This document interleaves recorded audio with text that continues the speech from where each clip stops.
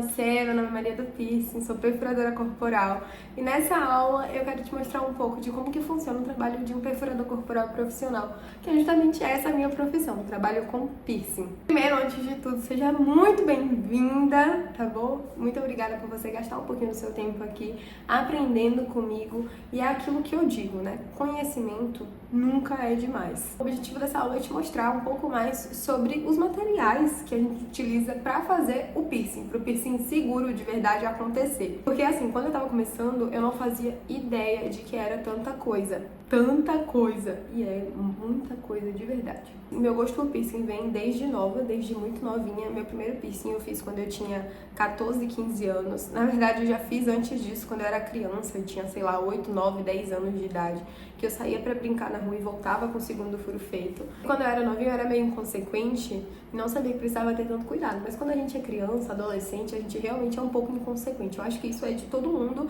e é natural do adolescente, porque adolescente é um bichinho diferente, viu? E eu, Maria, não era diferente disso. Eu dava trabalho, saía pra brincar de esconde-esconde, voltava de segundo furo, terceiro furo do lóbulo feito quando era criança. E quando eu era adolescente, eu pesquisava, achava que estava indo no melhor lugar, mas na verdade eu não estava indo no melhor lugar.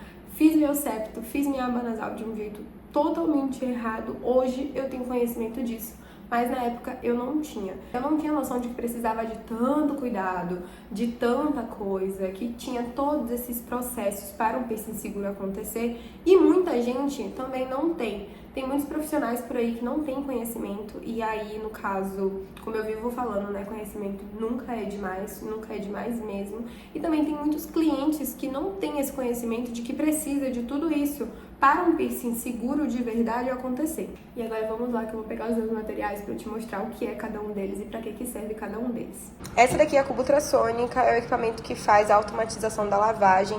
Então a gente pega as joias, coloca aqui dentro com detergente enzimático, que é um detergente específico diluído na água destilada, e ela lava as joias. Serve também para lavar instrumental, então pinça, taper, que é o condutor da joia, a gente joga tudo aqui dentro nessa solução feita com detergente e água destilada para lavar e as joias e as pinças dos instrumentais ficarem limpos. Nela também que a gente faz o enxágue, então a gente lava com detergente e depois a gente enxágua nela mesma. Eu tenho duas cubas, tenho essa daqui que tem uma capacidade maior e tenho essa daqui que é a Baby Cuba, a cuba filha. Preciso ter duas, Maria? Não precisa ter duas. Eu tenho porque aconteceu de ter, eu já tinha essa, depois eu fui, surgiu a oportunidade de comprei a cuba mãe e foi isso. Aí agora eu tenho duas e uso as duas, mas não precisa ter duas cubas ultrassônicas para você trabalhar. E aqui pro lado tem a minha autoclave. Essa daqui é a minha autoclave, é uma autoclave de 12 litros, ela é bem espaçosa. Eu tinha uma menor antes de 8 litros, mas por conta da demanda eu tive que comprar uma maiorzinha, porque a menor eu estava tendo que fazer vários ciclos para conseguir esterilizar os materiais que eu iria utilizar nos atendimentos. E aí eu estava gastando muito material, né, muita água destilada e muito tempo, que é o principal que eu tento economizar sempre, que é tempo, porque tempo é dinheiro, né? E essa daqui é a autoclave. É nessa belezinha aqui, é nesse equipamento que acontece a mágica da esterilização. Então a gente primeiro precisa fazer a lavagem e a desinfecção na cuba e depois a gente finaliza o processo na autoclave, que é o equipamento que esteriliza os materiais. Existe uma diferença entre desinfecção e esterilização. A desinfecção ela elimina a parte dos micro-organismos presentes ali nos instrumentais e nas joias, enquanto a esterilização ela finaliza o processo. Então ela elimina todos os tipos de vidas microbianas que possam conter ali no material que a gente vai utilizar depois no atendimento do nosso cliente. E sim, é um procedimento crítico e invasivo. Então a gente precisa ter toda essa cautela e a gente precisa esterilizar os materiais na autoclave. Joia, kit, taper, pinça, tudo isso, nada pode ser utilizado no atendimento da perfuração se não tiver passado antes pelo processo de esterilização na autoclave. A autoclave é um equipamento que funciona com o vapor.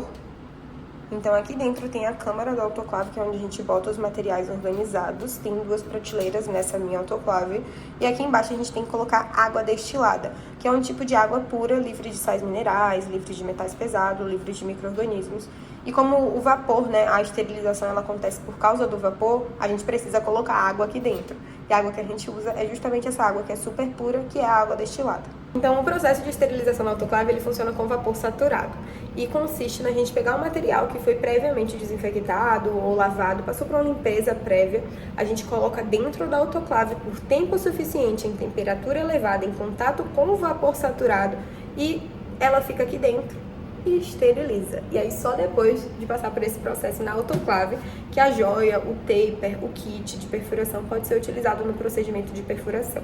Tá achando que é brincadeira? Todo cuidado com piercing é pouco.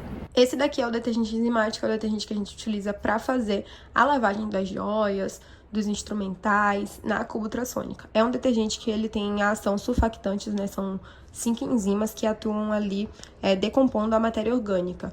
Então, um taper que tá sujo de sangue, um taper que tá sujo de saliva, a gente lava com detergente enzimático e ele funciona meio que como uma bucha com detergente de pia para prato na vasilha de feijão que tá cheia de gordura, só que com matéria orgânica. Então, ele vai ali dissolver todo o sangue, toda a partícula de sangue, toda a partícula de saliva que tenha nos instrumentais. Esse daqui é o ácido peracético, é o ácido que a gente utiliza para fazer desinfecção.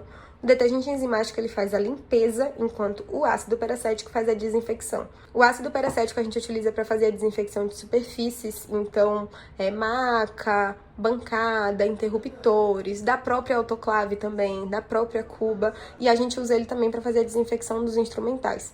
Então a gente lava a pinça, taper com detergente enzimático e depois deixa de molho no ácido peracético. E esse daqui é o galão de água destilada, é um galão de 5 litros, você consegue comprar o galão ou comprar a destiladora. Essa daqui é a minha fonte anodizadora que eu uso para fazer a anodização das joias, que é o processo de coloração que a gente faz nas joias de titânio, as joias de nióbio, através do processo eletroquímico. Esse daqui é o Germ-Heal, é um desinfetante de nível intermediário que a gente usa para fazer a limpeza das superfícies. Então ele meio que substitui o álcool, só que ele é mais eficaz do que o álcool 70. A gente usa ele para limpar a bancada, para limpar a maca, entre os atendimentos. A cada cliente que a gente atende, a cada atendimento que a gente faz, a gente precisa limpar as superfícies para que o cliente deite naquela superfície. Então a gente limpa antes e depois de cada atendimento. Antes de atender o cliente, do cliente deitar na sua maca, né, de você dispor os materiais na bancada, você precisa cobrir essas superfícies. Então a gente limpa e cobre logo em seguida. A gente pode cobrir usando o plástico filme ou o lençol de maca, no caso da maca. E no caso da bancada, a gente pode cobrir usando ou o plástico filme, aquele plástico filme PVC mesmo de cozinha que a gente usa para cobrir pote de alimento, ou o plástico, no caso da bancada, ou o babador odontológico. Eu, Maria, particularmente, prefiro, no caso da bancada, o plástico filme porque ele adere mais.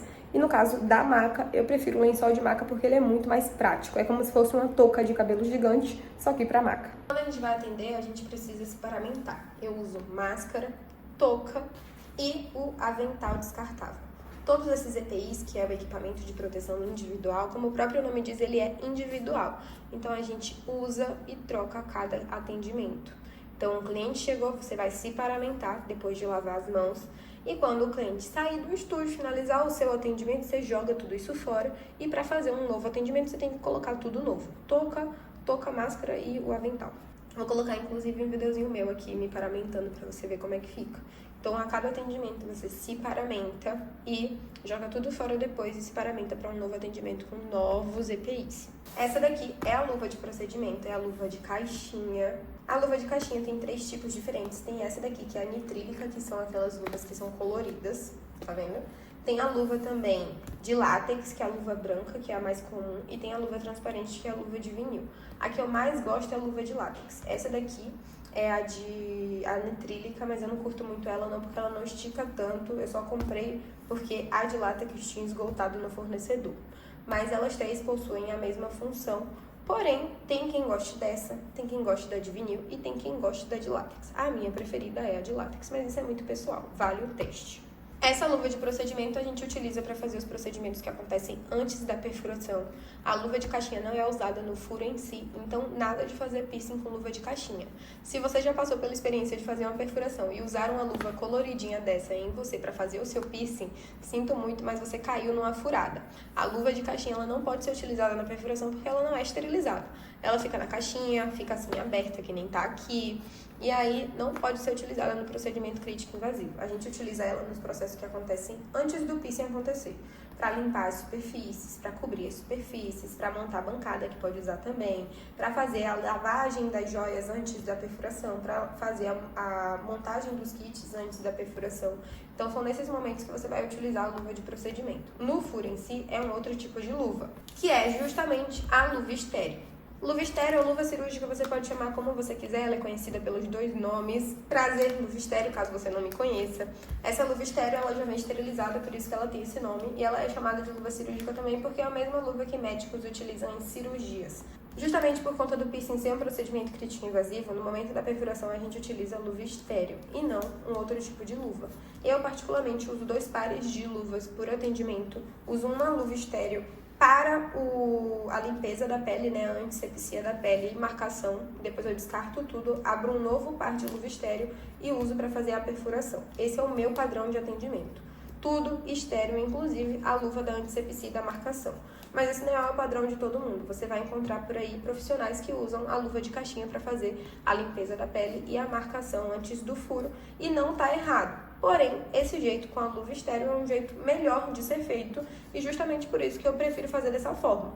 Esse kit daqui é o kit de antisepsia e marcação. É o kit que eu uso antes da perfuração para limpar a pele do cliente e para marcar a pele do cliente antes do furo.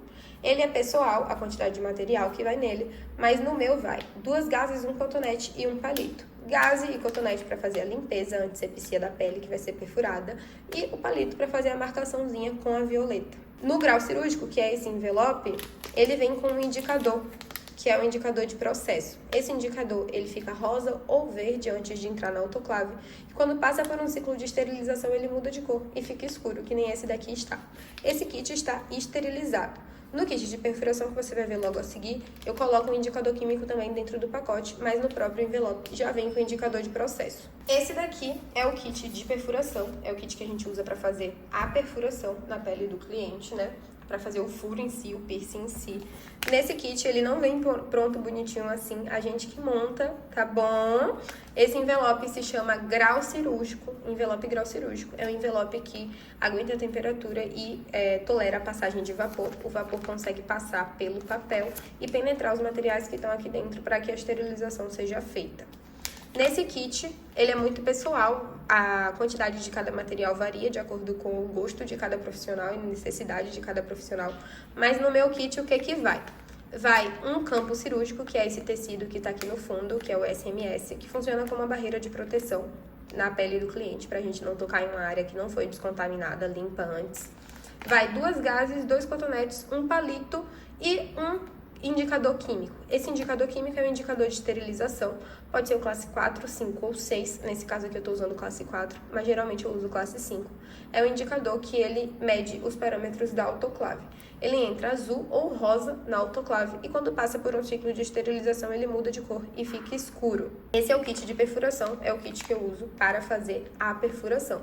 Nesse caso aqui, esse kit não está esterilizado, repare que o indicador está azul e ainda não está escuro. Isso significa que o kit ainda não passou pela esterilização na autoclave. A marcação a gente faz com violeta, não se faz marcação com canetinha, pelo amor de Jesus Cristo! A marcação da perfuração é feita com pigmento, com violeta. No caso, essa violeta aqui é uma violeta que foi criada especificamente para o piercing. Ela nem é violeta, na verdade, é um pigmento da violeta genciana. Ela não tem o poder antisséptico. Mas você pode comprar aquela violeta mesmo que vende aí na farmácia. E é com ela que a gente faz a perfuração. O importante é que nessa violeta tenha o conta-gotas, para você fazer o decante depois. Aquelas violetas que são garrafinhas que não tem o conta-gotas não serve, porque aí você não vai ter como fazer o decante, pode causar até um acidente. Imagina um pote de violeta cair aqui em cima e sujar tudo. Um desastre. Isso já aconteceu comigo, inclusive. É justamente por isso que eu tô falando pra você dar sempre prioridade pro uso do conta-gotas. Então, a marcação a gente faz com violeta e nada de usar canetinha de CD, caneta Bic, pelo amor de Deus! A antisepsia da pele a gente faz com a clorexidina, que é um tipo de degermante tópico. Ele faz a limpeza da pele antes da perfuração. Você pode utilizar a clorexidina 0,5 alcoólica ou a 2% degermante, que é um outro tipo de solução. E tem um outro tipo de clorexidina também com a concentração mais baixa, que é a 0,2 aquosa, que é para regiões de mucosa. Então, por exemplo, vai furar o nariz, fora você limpa com essa ou com a de 2% degermante, e dentro do nariz, dentro do canalzinho do nariz, que eu esqueci o nome agora, da narina, você vai limpar com a 0,2 aquosa, porque ela é mais leve. Mas é esse produto aqui que a gente utiliza para limpar a pele do cliente antes da perfuração acontecer. Outros materiais que nós utilizamos para fazer a perfuração são as agulhas. E tem tipos diferentes de agulha que a gente pode utilizar na perfuração do cliente. Primeiro ponto, tem o catéter e tem a agulha americana. O catéter é uma agulha que não foi criada para a gente fazer piercing, mas a gente viu ali uma oportunidade, viu que dava para ser feito e trouxemos para perfuração corporal. Mas ele foi criado para uso medicinal, né, para uso médico, para fazer punção de veia, aplicação de medicamento intravenoso e esse tipo de coisa. Mas ele não foi criado para a gente fazer uma perfuração corporal no corpo e adornar essa perfuração que a gente fez com catéter como a joia. Não foi esse o propósito dele, mas a gente adaptou. O uso do catéter não é errado, mas existe uma opção melhor hoje em dia, que é justamente a agulha americana. A agulha americana, diferente do catéter, ela foi criada somente para a perfuração corporal. Existem agulhas americanas em espessuras diferentes e em formatos diferentes. Como eu falei antes, o uso do catéter não é errado, mas a agulha americana ela é melhor, porque o bisel dela é mais pontudo, ela é mais amolada, por assim dizer, tem essa versatilidade dos formatos, né? Ela foi criada para o piercing, então tudo que foi criado com aquele propósito é bom, é excelente naquele propósito. Então sim, a agulha americana é melhor do que o catéter, mas não por isso o uso do catéter é errado. E do que adianta fazer um furo na pele da pessoa e não colocar uma joia nesse furo?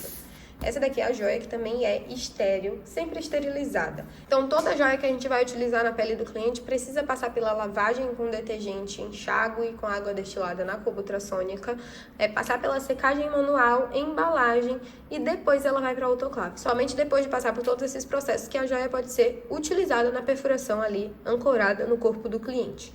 Joia no copinho com álcool 70 não está esterilizada, ok? A joia precisa passar pelo processo de esterilização na autoclave para ser utilizada na pele do cliente. E você tá achando que acabou? Ainda não acabou, não. A gente faz todos esses processos na autoclave, né, de esterilização para utilizar os materiais seguros no procedimento, só que a gente não tem certeza, só jogando para Deus, né, só entregando na mão da autoclave, de que ela realmente está fazendo o que ela tem que fazer, que é esterilizar.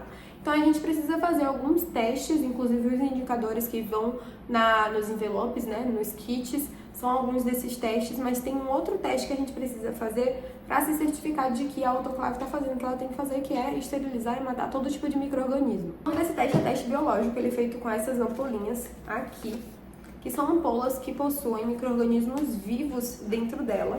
E aí a gente faz o teste com as ampolinhas. Uma vai para a autoclave e a outra não vai para a autoclave.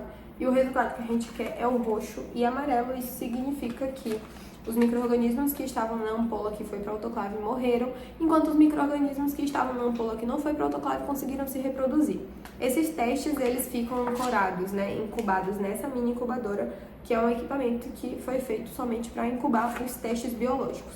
Então, o teste biológico a gente precisa fazer semanalmente, para se certificar realmente de que a autoclave está fazendo tudo o que ela precisa fazer e está entregando um material realmente esterilizado para a gente utilizar nos nossos clientes. Mas e aí, me conte agora que a gente finalizou, depois de mostrar tanta coisa que a gente utiliza no mundo da perfuração corporal para o piercing seguro de verdade realmente acontecer. Me conte, você sabia que usava tanta coisa assim? Ou você achava que era só marcar com a canetinha, pegar um catéter, sem precisar ter estudo, técnica nenhuma e cuidado nenhum, pegar uma joia que está esterilizada no copo com álcool 70 e botar na pele do cliente, papum? Comenta aqui embaixo se você sabia que usava tanta coisa e que tinha tanto material que é tão específico desse jeito. Aí, antes que eu me esqueça, deixa eu te avisar que eu tenho uma formação completa sobre perfuração corporal que se chama Método Viver de Piercing, e o link de inscrição para o meu curso está aqui na descrição dessa aula. Então é só clicar no link que está aqui na descrição que você consegue se inscrever no MVP. Não esquece de deixar o seu like nesse vídeo, se inscrever no canal para você receber mais conteúdo sobre perfuração corporal. E até o próximo vídeo. Um beijo da Maria do Piercing.